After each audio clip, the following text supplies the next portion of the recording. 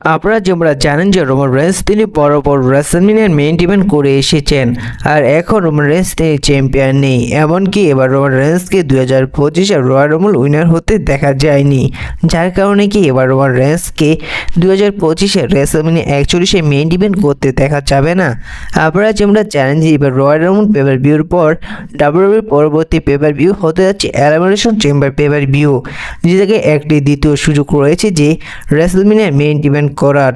অর্থাৎ এই elimination chamber paper ভিউতে একটি নাম্বার 1 কন্টেন্ডারশিপের ম্যাচ দেখা যাবে। সেই নাম্বার 1 কন্টেন্ডারশিপের ম্যাচটি যে রেসলার জিতবে সে পরবর্তী চ্যাম্পিয়নকে চ্যালেঞ্জ করবেন এবং তিনি রেসলম্যানিয়া মেইন ইভেন্ট করতে পারবেন। এখন তিনি সেই নাম্বার 1 কন্টেন্ডারশিপের ম্যাচটির জন্য কনফার্ম হয়েছে 60টা ওয়ার্ল্ড চ্যাম্পিয়ন জন সিনা এবং best in the world CM Punk, এবং সামনের মানি নেটওয়ার্কে কনফার্ম হতে দেখা যাবে লোগান পলকে এবং সেথ রলিন্সকে, এবং আরও রেসলারকেও কনফার্ম হতে দেখা যেতে পারে। তার মধ্যে কি একটা রেসলারকে কনফার্ম হতে দেখা যেতে পারে, সেটি হচ্ছে ওটিসি রোমান রেন্সকে কি দেখা যেতে পারে সেই নাম্বার 1 কন্টেন্ডারশিপের ম্যাচটির মধ্যে অংশগ্রহণ করতে, এবং এলিমিনেশন চেম্বার পেপার ভিউতে সেই ম্যাচটির মধ্যে অংশগ্রহণ করে সেই ম্যাচটি জিতে সে পরবর্তী চ্যাম্পিয়নকে চ্যালেঞ্জ করতে পারে। দেখা যেতে পারে কি রোমান রেন্সকে রেসলম্যানিয়া 41-এ মেইন ইভেন্ট করতে।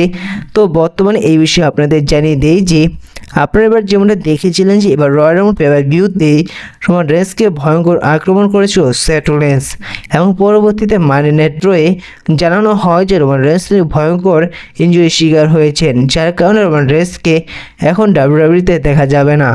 এমনকি ডাব্লিউডাব্লিউইতে রোমান রেন্সকে কবে দেখা যাবে সে বিষয়টিও ক্লিয়ার করেনি।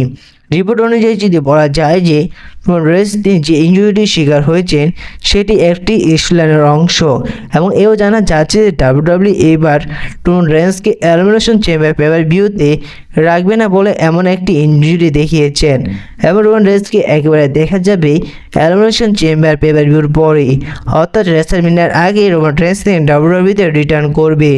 তারপর তার ইস্যুলাইন দেখা যাবে সেথ রলিন্সের সাথে, এমন ডাব্লিউডাব্লিউই সেথ রলিন্স এবং রোমান রেন্সের ইস্যুলাইনটি এত ভয়ঙ্কর করে তুলবে এবং এত ইন্টারেস্টিং করে তুলবে, এক পর্যায়ে এদের একটি সিঙ্গেল ম্যাচ কনফার্ম হবে এবার রেসলম্যানিয়া 41-এর জন্য, এবং এদের এই সিঙ্গেল ম্যাচটি সাধারণত দেখা যেতে পারে রেসলম্যানিয়া নাইট 1-এর মেইন ইভেন্টে, আর নয়তো রেসলম্যানিয়া নাইট 2-এর মেইন ইভেন্টে হতে পারে। তো এই বিষয়ে আমার যতটুকু মনে হয় যে, বা নিজস্বভাবে যতটুকু মনে হয় যে ডাব্লিউডাব্লিউই হয়তো রোমান রেন্সকে এবার এলিমিনেশন চেম্বার পেপার ভিউতে রিটার্ন আসতে পারে। সেই এলিমিনেশন চেম্বার পেপার ভিউতে নাম্বার 1 কন্টেন্ডারশিপের ম্যাচটি হবে, সেই ম্যাচটির মধ্যে হয়তো রোমান রেন্স রিটার্ন আসতে পারে।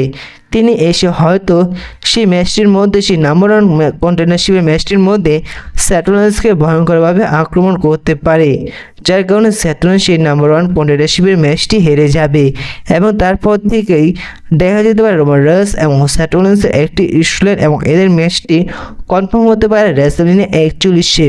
এবং তার আগে যদি রোমান রেন্স রিটার্ন আসে তাহলে রোমান রেন্সকে আপনার নাম্বার 1 কন্টেন্ডারশিপের ম্যাচটির মধ্যে অংশগ্রহণ করতে দেখতে পারবেন। এবং আমার দ্বিতীয় ধারণাটি হচ্ছে যে যেভাবে ফল এমেন এসে তিনি অ্যানাউন্সমেন্ট করেছিল রোমান রেন্স এবার 2025-এ 30 মিনিট শোর মধ্যে অংশগ্রহণ করতে যাচ্ছেন, ঠিক একইভাবে এসে হয়তো ফল এমেন তিনি আবার অ্যানাউন্সমেন্ট করতে পারেছি এবার এলিমিনেশন চেম্বার পেপার ভিউর সেই নাম্বার 1 কন্টেন্ডারশিপের ম্যাচটির মধ্যে রোমান রেন্স তিনি অংশগ্রহণ করতে যাচ্ছেন। তো তেমন কোনো কিছু দেখে গেলেও যেতে পারে। তো এই বিষয়ে আপনাদের কী মনে হয়? এবার সেই এলিমিনেশন চেম্বার পেপার ভিউতে সে নাম্বার 1 যে কন্টেন্ডারশিপের ম্যাচটি হতে যাচ্ছে সে জায়গায় কি রোমান রেন্সকে দেখা যাবে, নাকি সে জায়গায় রোমান রেন্সকে দেখা যাবে না? এমনকি এবার রোমান রেন্সকে দেখা যাবে এলিমিনেশন চেম্বার পেপার ভিউর পরে রিটার্ন আসতে। তো এই বিষয়ে আপনাদের কি মনে হয়? আসলে রোমান রেন্সকে কবে দেখা যাবে এই বিষয়টা আপনারা অবশ্যই কমেন্ট করে জানিয়ে দিবেন। ভিডিওটি যদি বিন্দু পরিমাণ ভালো লেগে থাকে অবশ্যই লাইক করে দিবেন, আর এই ছোট রেসিং চ্যানেল নতুন হয়ে থাকলে প্লিজ চ্যানেলটি সাবস্ক্রাইব করে দিবেন। তো দেখা হচ্ছে পরবর্তী নতুন কোনো ভিডিওতে নতুন কোনো আপডেট নিয়ে।